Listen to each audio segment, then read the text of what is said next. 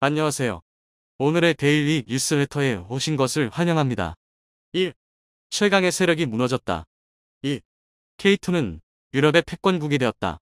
3. 정상에 오를 기회. 한번 진실을 알아봅시다. 러시아를 완전히 밀어내기 위해 우크라이나에 3.5세대 이상 전차를 지원 보낼 것인지를 결정하기 위해 서방 국가들 사이에서 격한 논쟁이 오가고 있습니다. 그런데 독일의 반대 속에서 폴란드가 단독으로 전차 지원을 결정하여 유럽 전체가 뒤집어졌다고 하는데요. 폴란드가 독일의 반대에도 아랑곳하지 않은 배경에는 바로 한국 무기들로 구성된 새로운 기갑부대가 있었다고 합니다. 게다가 폴란드의 결정에 발맞춰 유럽 국가들이 반독일 연합을 결성하여 유럽 방산 시장의 판도가 뿌리부터 흔들리고 있다고 하는데요. 새롭게 뒤바뀔 유럽 무기 시장을 한국의 손에 들어오게 될 수 있다는 소식 자세히 알아보도록 하겠습니다. 폴란드가 레오파르트의 전차를 우크라이나에 지원 보내기로 결정했다고 합니다. 폴란드의 안제이 두다 대통령은 이날 우크라이나 서부 도시 르비우에서 우크라이나의 젤렌스키 대통령과 만나 레오파르트의 전차 1개 중대를 지원 보낼 것을 약속했습니다. 그런데 폴란드에서 자국의 주력 전차를 우크라이나로 지원 보낼 수 있었던 건 한국의 든든한 뒷받침이 있어졌기 때문이라고 하는데요. 지난달 6일 폴란드에 도착한 K2 흑표 전차 10대가 있었기에 레오파르트의 1개 중대 분량인 14대를 지원 보내기로 결정할 수 있었던 것입니다. 한국에서 도착한 K2 전차 10여 대와 K9 23호는 이미 폴란드 최전방에 배치되었는데요. 이후 2025년까지 순차적으로 도착할 나머지 K2, K9 자주포로 새로운 기갑부대가 창설될 예정입니다. 한국 무기로 자국의 안보를 단단하게 만들었으니 이제 걱정의 근원인 러시아를 치기 위해 우크라이나의 전차 지원을 결정한 것으로 보이고 있습니다. 안제이 두다 대통령은 이 같은 결정을 내리며 다른 서방의 전차들도 곧 우크라이나로 전달되기를 바란다고 말했는데요. 젤렌스키 대통령 역시 한국가가 우크라이나에 충분한 수량의 전차를 제공할 수 없기 때문에 여러 나라의 결단이 필요하다고 서방의 전차 지원을 촉구했습니다. 이제는 방어에서 그치지 않고 본격적인 공세로 전환한 우크라이나는 반격의 기세를 올리기 위해 서방 국가들에게 전차 지원을 부탁하고 있었습니다. 하지만 확전을 우려한 미국과 독일에서는 전차 지원을 망설이고 있었습니다. 대신 미국은 브래들리 장갑차를, 독일은 마르다 장갑차를 우크라이나에 지원하겠다고 약속하며 우크라이나를 달래고 있었는데요. 그러던 와중 폴란드에서 독일의 허락 없이 레오파르트의 전차를 지원하겠다고 선언해버리면서 독일의 상황이 난감해져 버렸습니다. 현재 유럽 대부분 국가들이 독일제 전차인 레오파르트1을 주력 전차로 사용하고 있는데요. 독일이 전차 지원을 보내지 않기로 결정했다면 독일제 전차를 사용하고 있는 국가들 역시 우크라이나에 전차 지원을 보낼 수 없게 됩니다. 독일의 한 고위 관리는 독일제 전차에 대한 독일의 직접 수출과 제3국의 수출은 구분되지 않는다라고 말하며 독일의 허락이 없이 멋대로 우크라이나에 레오파르트1을 보내지 말라 경고를 전하기도 했습니다. 때문에 폴란드와 프랑스, 영국 등 여러 EU 회원국에서 전차 지원을 위해 독일을 압박하고 있던 상황이었습니다. 하지만 독일은 끝끝내 전차를 보내지 않겠다고 고집을 피우고 있는데요. 지난 20일 독일 연방의회에서 우크라이나에 대한 레오파르트 전차 공여 여부에 대한 투표가 진행됐었습니다만 이번에도 투표는 부결되고 말았다고 합니다. 슐츠 독일 총리는 독일이 우크라이나에 전차를 지원하는 방법은 지지국 및 동맹국들과 전략적으로 연계되어 있다고 말했는데요. 이와 함께 미국이 먼저 자국의 전차를 우크라이나에 보내지 않는 이상 다른 동맹국들이 우크라이나의 방어를 돕기 위해 독일제 전차를 우크라이나에 보내는 것을 허용하지 않을 것이라고 전했습니다. 슐츠 총리는 키이우에 레오파르트를 보내는 것을 주저하는 이유에 대해 우크라이나 전쟁이 세계적인 대전쟁으로 확전되는 것을 우려한다고 밝혔는데요. 또한 우크라이나인들은 그들의 용맹스러운 싸움에서 우리의 지원에 의존하고 싶어 하지만 우리는 러시아와 나토 사이의 전쟁으로 확대되는 것만은 피하기를 원한다고 덧붙였습니다. 하지만 한편에서는 독일이 우크라이나로 전차 지원을 꺼리는 이유가 한국 때문이라는 분석이 나오고 있습니다. 독일이 우크라이나로 전차 지원을 약속하게 되는 순간 EU에서 독일이 차지하고 있던 위상이 무너져 내릴 수 있다고 우려하고 있다는 것인데요. 현재 EU 국가들은 독일의 반대로 보유하고 있는 레오파르트 전차를 우크라이나로 지원 보내지 못하고 있는 상황입니다. 그런데 만약 독일에서 지원을 허가하고 EU 국가들이 우크라이나로 전차 지원을 보내게 된다면 EU 국가들은 부족해진 전차 수량을 다시 채우려 할 텐데요. 그런데 부실해진 독일 방산 역량은 최소 수십에서 수백 대의 전차를 요구할 EU 국가들의 수요를 감당할 수 있는 능력이 없습니다. 지난 15일 독일 최대 방산기업 라인메탈사의 CEO 아르민 파퍼는 독일 언론 빌트지와의 인터뷰에서 우리가 만일 레오파드 전차를 우크라이나로 보내기로 내일 결정한다 하더라도 배송은 내년 초까지 기다려야 할 것이라고 밝혔습니다. 또한 전투에 맞춰 전차를 완전히 해체하고 다시 만들어야 한다며 이를 위해서는 최소 수개월의 시간과 수억 유로의 비용이 들기 때문에 수주가 확정될 때까지 작업을 시작할 수 없다고 덧붙였습니다. 그렇게 된다면 결국 EU 국가들은 독일 대신 다른 국가의 전차를 구매하게 될 것이고 유럽을 지배해왔던 레오파르트 전차가 밀려나게 될 게 뻔한 상황입니다. 그리고 현재 레오파르트 1을 대체할 가장 유력한 전차는 한국의 K2 흑표 전차입니다. 때문에 독일에서는 자신들이 충분한 방산 역량을 회복할 때까지 주변국들이 레오파르트 2 전차를 붙들고 있기를 원하고 있다는 것이죠. 이러한 독일 방산이 몰락할 수 있다는 우려가 독일 내 우크라이나 지원 반대파와 맞물려 독일이 전차 지원을 거부하고 있다고 전문가들은 분석하고 있습니다. 하지만 독일의 계획은 한국이라는 변수의 개입으로 완전히 어그러지게 돼버렸습니다. 폴란드에서 한국 무기를 대량으로 구입할 당시 여러 EU 국가들은 한국이 더 많은 수요를 감당할 능력이 되는지 의심 어린 눈으로 지켜보고 있었는데요.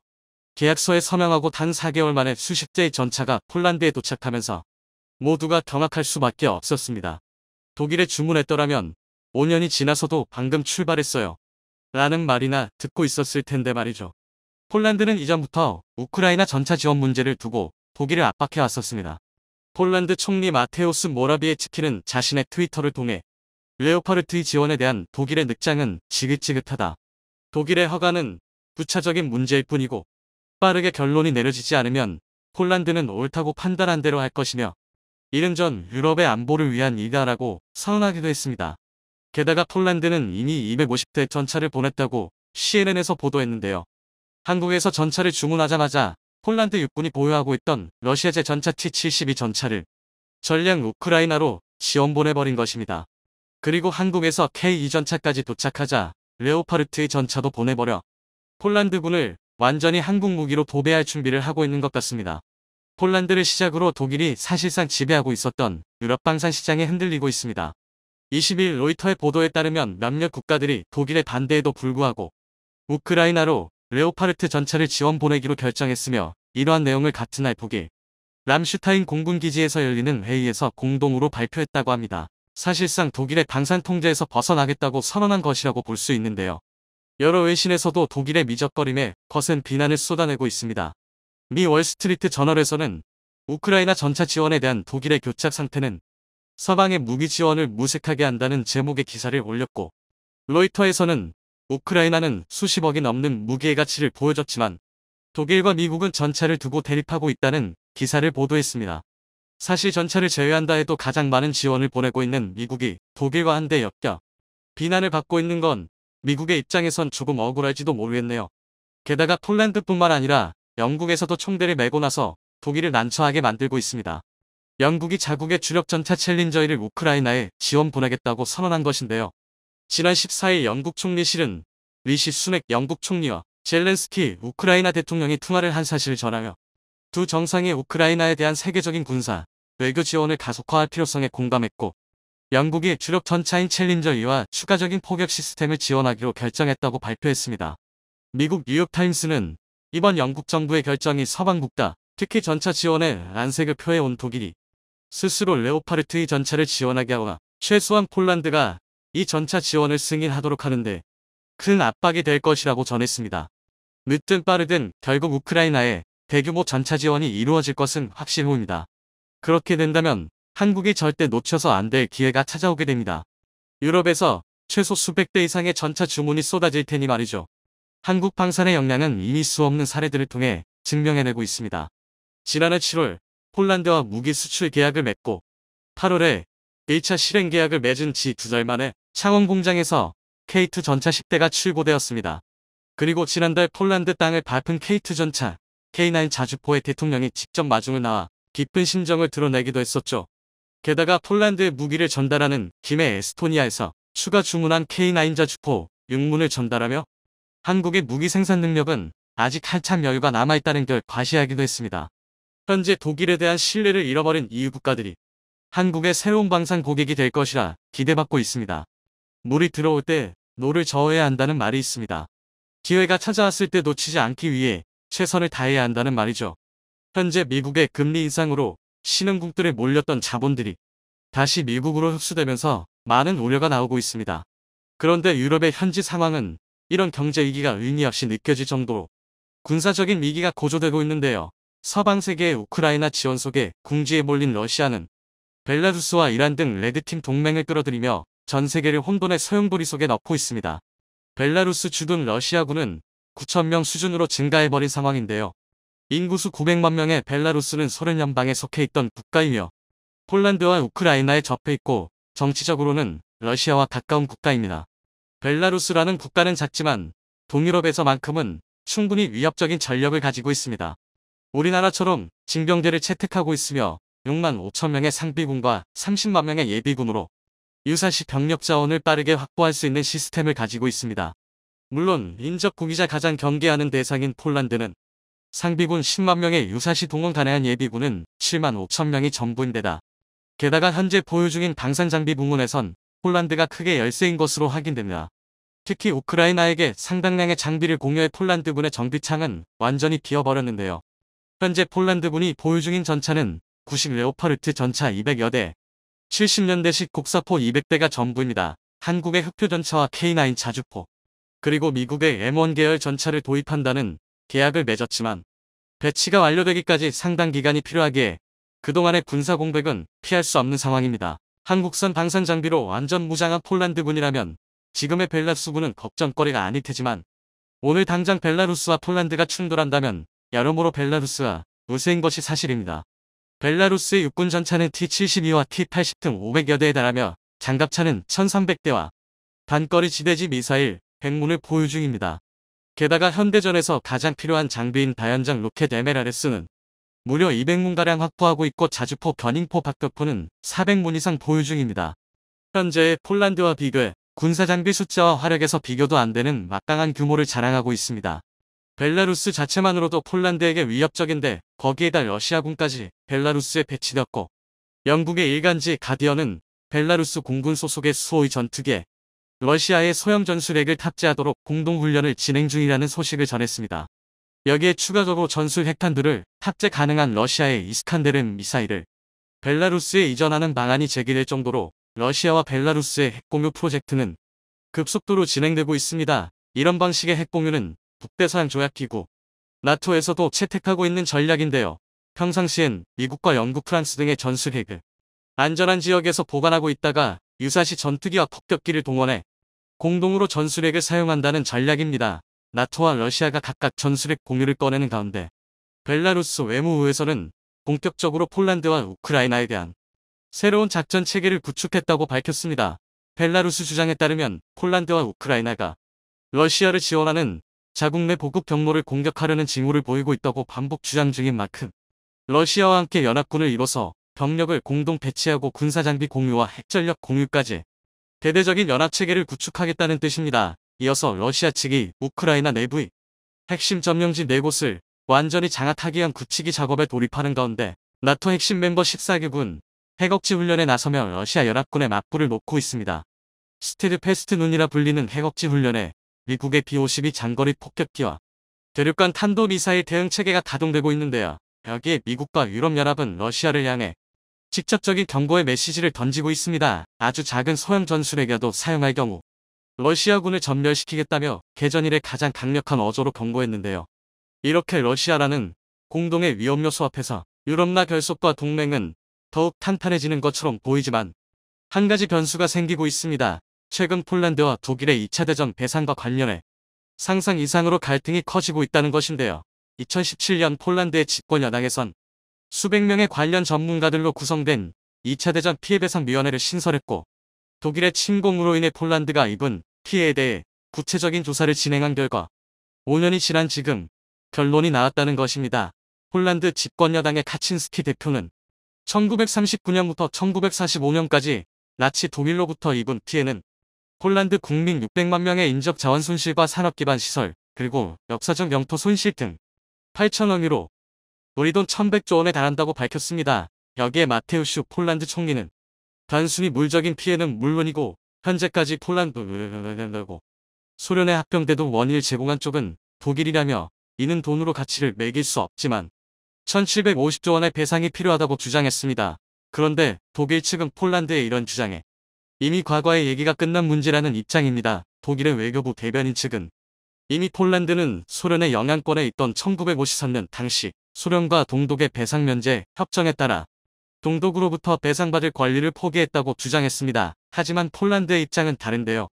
독일의 침공으로 인해 국력이 약해졌고 그로 인해 소련에게 합병되었기에 제대로 된 주권 행사를 못했다는 것입니다. 게다가 독일은 영국과 프랑스 등 선진국들에겐 전후배상 협정을 맺어 배상한 전례가 있고 1990년 동독과 서독의 통일 과정에서 폴란드에게 일부 배상을 했으며 관련된 영토까지 이양하는 등 문제를 해결하기 위해 최선을 다했다는 입장입니다.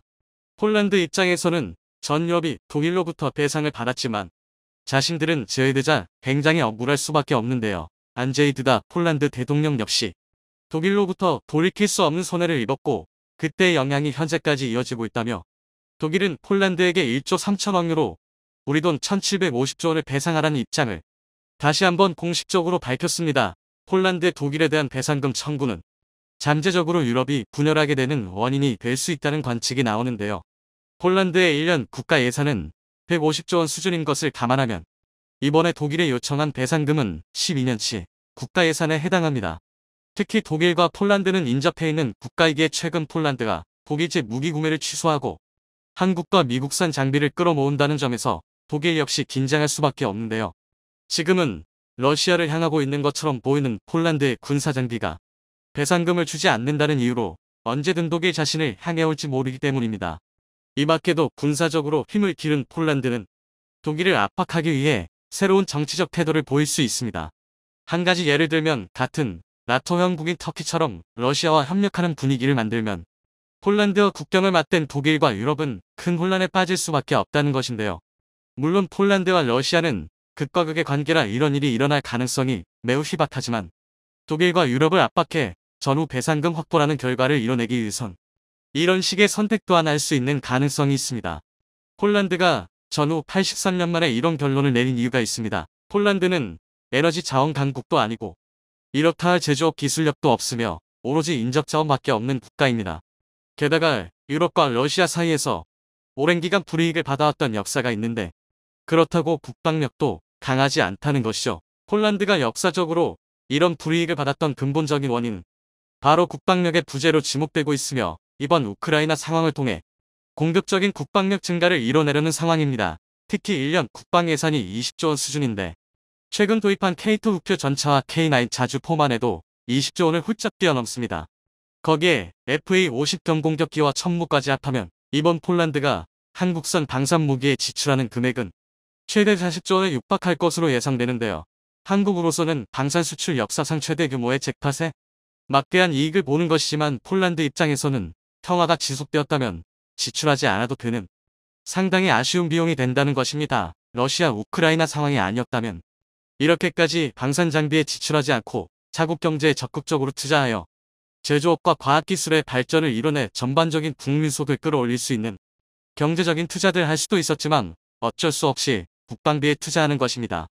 물론 지금 같은 혼란기에 국방력 강화에 소홀하면 폴란드의 역사가 증명하듯이 또다시 커다란 대가를 치르겠지만 폴란드의 1인당 GDP는 1만 5천 달러 수준으로 이제 4만 달러를 향해 가는 한국에 비해 절반에도 못 미치는 숫자이며 독일에 비해서는 3분의 1 수준으로 폴란드는 독일에 비해 경제적으로 뒤처져 있습니다.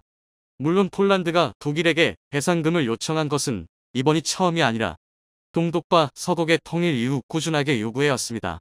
그런데 이렇게 정확하게 명시된 1750조 원을 배상하라는 이유는 2차 대전 피해배상 보고서 결과가 나왔기 때문인데요. 독일은 이미 지난 일이라 치부하며 폴란드에게 배상금을 지급하지 않으려는 상황이지만 폴란드는 1750조 원 중 10%만 지급받아도 대략 1년치 국가 예산을 확보하는 것이기에 공격적으로 또 적극적으로 독일에게 배상금 지급을 요구하고 있습니다. 폴란드는 독일 이외에도 유럽연합 자체에서 지원금을 받고 있는데요. 폴란드는 유럽 내에서 유럽연합의 지원금을 가장 많이 수령하는 국가입니다. 1년간 대략 40조 원에서 50조 원 규모로 지급받는데 폴란드 국가 예산을 감안하면 재정의 상당 부분을 지원금에 의존할 정도로 대규모의 지원금이 나오는 상황인데요. 2022년 6월 지급된 47조 원의 유럽 지원금으로 한국산 방산 무기 구매가 대규모로 이루어졌다는 분석입니다. 게다가 독일로부터 배상금을 받아내기 위해 수백억 원의 연구 용역을 들여 5년에 걸친 장기간의 조사 끝에 독일에게 배상금을 청구할 수 있는 법적인 근거까지 마련한 상황입니다. 물론 1750조 원이라는 무지막지한 금액은 아니겠지만 조금이나마 배상금 지급이 합의된다면 또다시 한국의 방산 장비를 도입할 가능성이 커져가는 상황입니다. 중공과 인도가 러시아산 원유를 수입한 뒤 이를 비싼 값에 유럽에 되팔고 있습니다. 유럽은 러시아를 제재한다면서 원유 수입을 제한하고는 러시아 윈유를 다른 나라를 거쳐서 비싼 값에 사들이는 희한한 짓을 하고 있습니다. 그런데 러시아산 윈유뿐 아니라 미국산 LNG도 유사한 경로를 거쳐 유럽에 수출됩니다. 중공이 미국산 LNG 맥화석 유가스를 사들여 유럽에 큰 이익을 남기면서 되파는 실상을 보도했습니다. 중공의 경기 침체와 트럼프 시절의 무역협정, 그리고 유럽의 필사적인 천연가스 사냥이 중공의 에너지 회사의 횡재를 만겨주고 있다고 이 매체는 전했습니다. 미국과 중공의 이런 에너지 동맹은 겨울나기를 위해 에너지 확보를 서두르는 유럽을 돕고 있다는 겁니다. 트럼프 시절 미국산 LNG를 구매하기 위해 장기 계약을 체결했던 중공 에너지 기업들이 쓰고 남은 LNG를 다른 나라에 판매하면서 돈을 갈퀴로 긁고 있습니다. 중공에서 미국산 LNG를 구매하는 국가는 유럽뿐 아니라 일본 펑북도 포함돼요. 세관 데이터에 따르면 중공은 올해 러시아로부터 30%더 많은 가스를 구입했습니다. 이는 시베리아의 흰 가스 파이프를 통한 LNG 구매량의 배송이 늘었기 때문인데 역시 러시아로부터 싸게 구입한 물량입니다. 러시아로부터 수입하는 물량에다 트럼프 시절 무역협정에 따라 미국에서 구매하는 LNG가 남아돌다 보유. 이를 유럽과 기타 시장으로 돌려 톡톡한 재미를 보고 있습니다. 중국, 유럽, 미국, 러시아가 에너지에서 서로 물리는 관계입니다. 유럽은 러시아산과 미국산 에너지를 중공을 거쳐 비싼 값에 사들이고 있는 겁니다. 미국산의 견무, 중공과 미국이 무르롱 되는 것 같지만 트럼프 시절에 맺은 계약을 사모 존중하고 믿습니다. 에너지 구매로 러시아를 돕는 중공에 대해 미국도 뭐라고 시비를 걸지 않습니다. 자기네들도 계속 팔아먹어야 하기 때문입니다. 국제관계는 이처럼 나쁜 나라 좋은 나라가 없습니다. 국익이란 단어로 포장된 돈의 향방에 따라 굴러가는 게 국제관계입니다. 미국의 LNG 잠기 수출 계약의 특징은 그 제3국 어디로 가든 융통성이 있습니다. 또 가격은 US 벤치마크 헨리 허브와 연결됩니다. 컨설팅 회사인 리스테드 에너지 매널리스트 웨이쇼는 LNG 거래가 미 중간의 윈윈 관계라고 설명합니다. 미국은 최대 25년 동반인 중공과의 LNG 판매 계약으로 걸프 변환을 따라 더 많은 LNG 터미널을 건설할 수 있게 해주기 때문입니다. 미국은 유럽으로 LNG를 직접 수출하기도 합니다. 중공에 수출했다 치고 그 물량을 그대로 유럽에 보냅니다. 돈은 유럽이 중공에 주고 다시 중공은 그 돈을 미국에 지불하는 방식입니다. 중공은 그냥 만져서 돈을 버는 겁니다. 이렇게 해서 돈을 버는 중공업체는 이에는 천연가스공사가 대표적입니다. LNG 화물 한 건당 1억 1천만에서 1억 3천만 달러를 벌어들입니다. 중공이 LNG가 남아도는 이유는 코비드19 통제로 공장이 멈췄기 때문입니다. 중공이 제조업을 죽이는 바람에 경제가 몰락한다고 서구에서는 분석하지만 저렴한 중공제 상품 수급이 끊기면서 서구로 이어지는 서플라이 체인의 부순 효과도 믿습니다.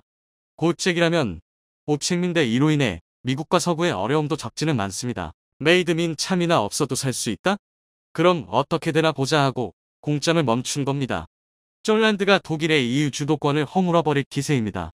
노르트스트림 파이프라인이 파괴되자 전 폴란드 외교부장 시콜스키는 미국에 대해 감사한다는 소리를 질렀습니다. 물론 자신의 행동에 부적절하다고 느껴 포스팅을 삭제하긴 했지만 폴란드가 얼마나 독일의 원한을 가지고 있는지 알 수 있습니다. 노르트스트림이 파괴되자 폴란드는 기다렸다는 듯 노르웨이에서 발티크를 거치는 파이프라인을 추진하겠다고 밝혔습니다. 독일은 에너지 전쟁에서 망하고 폴란드는 살만없는 모양새입니다. 노르트스트림의 경우 독일이 민가를 해주지 마나 기껏 건설해 놓고 개통도 많았는데 이번에 파괴됐습니다. 노르트스트림이 끝내 검수해주지 마는 것은 독일 녹색당입니다.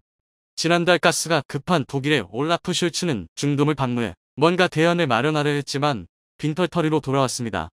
에너지에 이어 폴란드는 다시 한번 독일의 뺨때기를 날렸습니다. 10월 3일 폴란드 외교부장 라무는 독일의 2차 대전 피해 배상을 요구하는 문서를 전달했습니다. 느닷없이 1조 2,600억 달러를 몰아내라는 요구였습니다. 모라비에츠키 폴란드 총리는 미로써 독일에 새롭게 배상을 요구하는 한 발짝을 내딛게 됐다고 말했습니다. 독일이 돈을 주지 않으면 진정한 화해는 없다고 물음장을 놨습니다. 그런데 이는 말도 안 되는 요구입니다. 독일도 돈이 없습니다. 줄 리도 없지만 현실적으로 그런 돈을 마련할 수도 없습니다. 설령 줬다가는 다른 나라들도 서로 달라고 땡깡을 부릴 수도 있습니다. 그리스도 3,000억 달러를 요구해왔습니다. 사실 폴란드도 그런 사정을 모를 리가 없습니다.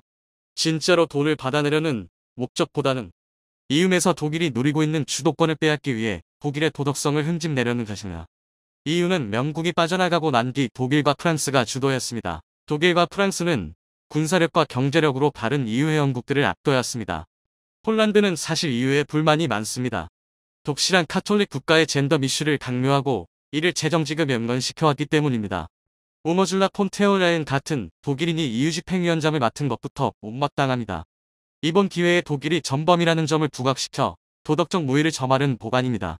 독일이 경제난과 에너지 위기로 취약해졌기 때문에 기회는 이때다 하고 폴란드가 두들겨 패는 겁니다. 폴란드는 군사력도 대폭 증강시키고 있습니다. EU 내에서 폴란드의 군사력은 프랑스 다음입니다. 그런데 이번에 대량으로 구입하는 무기들은 모두 미국제와 한국제입니다. 전통적인 구매선인 독일을 걷어차버렸습니다. 폴란드는 곧 유럽 제1의 군사강국으로 부상할 예정입니다. 폴란드는 3당의 외교도 노린합니다. 러시아와 독일을 제압하려는 미국에 협조하고는 있지만 올인하지는 않습니다. 그 단적인 예로 2022년 베이징 동계올림픽을 보이콧하라는 미국의 요구를 거부하고 두나 대통령이 개막식에 참석한 것일 수 있습니다. 리투아니아나 독일의 녹색당처럼 겸직돼 있지 않고 굉장히 유연합니다. 반중 친미의 이분법으로 외교를 하지는 않습니다. 미국의 비위를 맞추기 위해 국익을 희생하지는 않습니다. 폴란드는 경제를 위해 중공을 유익한 파트너 보고 있습니다. 폴란드는 언젠가 이유는 해체될 것으로 보고 유럽의 패권을 장악하기 위해 벌써부터 수를 놓고 있습니다. 폴란드는 우크라이나 사태를 맞아 전통적 적국민 독일과 러시아가 국력을 소모하는 지금을 국무융섬의 최적기로 보고 있습니다. 폴란드는 나토도 믿지 않습니다. 얼마 전 영국 국방부장 윌러스는 러시아가 폴란드를 기습 공격할 수 있지만 그렇다고 그게 나토와 러시아 간 전면전이 될 것으로 생각하지는 않는다고 말한 적이 있습니다. 다시 말해 나토 회원국민 폴란드가 침략을 받는다고 해서 나토 전체가 나서지는 않는다는 겁니다. 나토 회원국민 폴란드가 이뤄진데 우크라이나는 말할 것도 없습니다. 이런 점 때문에 폴란드는 집단 반미 조약을 전적으로 믿지는 않고 독자 군사력 건설을 위해 미친 듯이 무기를 사들이고 있습니다. 미국은 폴란드를 매우 유용하게 보고 있습니다. 미국은 언제라도 산업 경쟁력을 유지하기 위해 러시아와 협력할 수 있는 독일의 숨통을 쬐면서 우크라이나 분쟁에서 맞비망가리는 쓸모있는 바보 녹색당으로 조종하고 있습니다. 그리고 독일의 대안으로 폴란드에 베팅하고 있는 겁니다. 독일을 대신하는 유럽의 맹주로 폴란드를 키워서 뮤로 대서양을 장악한다는 게 미국의 보관입니다. 미국은 독일, 폴란드, 러시아 간 역사적 원한관계를 마주 잘 파악해 다시금 글로벌 체스판에서 활용하고 있습니다. 지금 국제관계는 삼국지연의만큼이나 흥미롭습니다. 이데올로기만 가지고 보면 스토리를 전혀 읽을 수 없습니다. 그 자체가 굉장한 전략 시뮬레이션 게임입니다.